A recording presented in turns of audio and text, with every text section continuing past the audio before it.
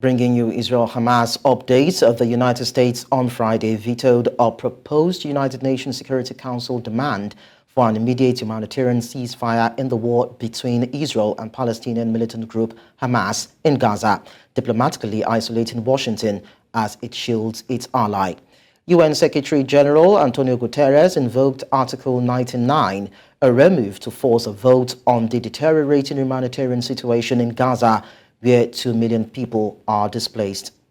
The Hamas-run health ministry says 17,000 people have been killed under an Israeli campaign to eliminate the militant group after its October 7 attack that killed 1,200 people and took an estimated 240 hostage. More than 100 remain in captivity. The resolution was proposed by the United Arab Emirates and received 13 votes in favor out of the 15-member council, with the United Kingdom abstaining. To discuss this, we're being joined by Lwazi, Somya, Senior Researcher, Southern Africa Liaison Officer. Thank you so much for talking to us, Somya. Thank you very much, and thank you for having me.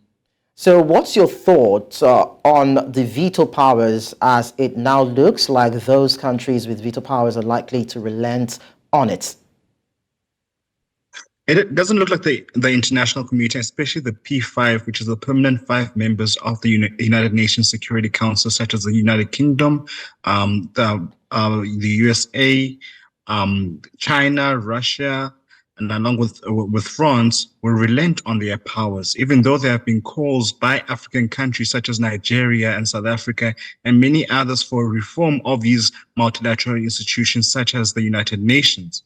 For example, the current order of the United Nations is premised on the victors of World War II. Ever since, the entire international system has transformed when we have seen new powers emerging, such as India, such as Egypt in Africa, Nigeria and South Africa, and along with countries such as Brazil being totally isolated and totally eliminated from the entire permanent member position. Now, the current reform process that is currently being undertaken, which the Americans agree with, is to include more countries from other parts of the world, such as the African continent, Latin America, and also Asia, into the United Nations Security Council.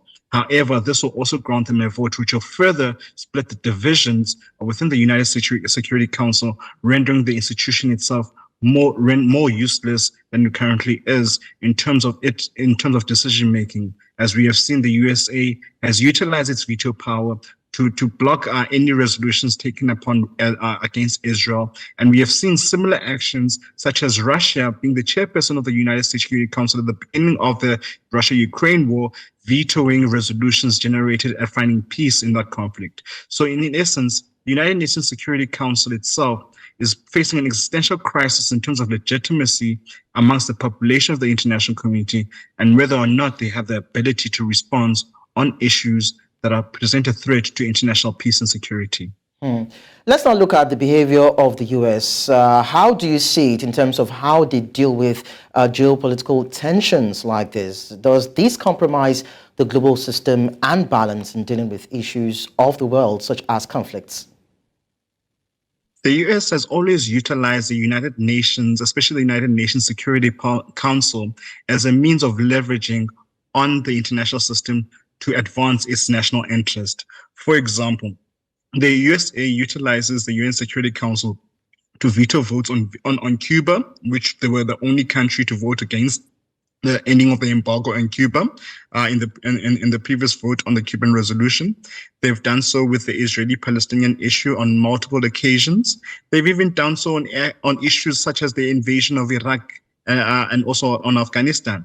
So in all terms of purposes, even though the United States might proclaim that they're bastions of human rights, international law, and peace and democracy, the actions within the United States Security Council and other multilateral institutions has proven otherwise in terms of finding peace and security within the international system.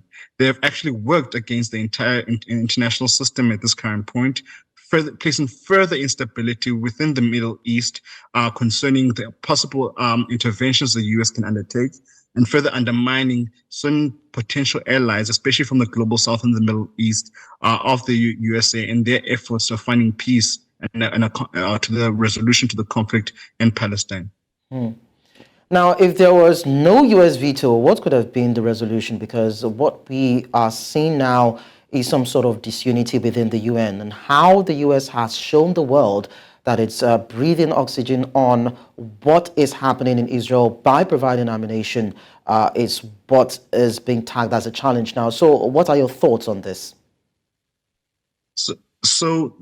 What has essentially happened is that the entire international system is now in limbo.